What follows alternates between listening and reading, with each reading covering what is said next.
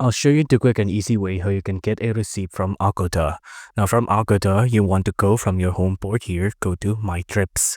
Now on My Trips, make sure you're on the Complete tab here, right?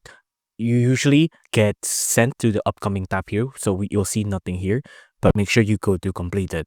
Now on Completed, I'm gonna go to click on Manage Booking. This is a hotel I actually stayed in. Click on Manage Booking.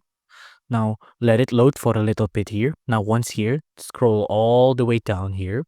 Now once here, scroll down and you see there is a option to click on send a receipt by email.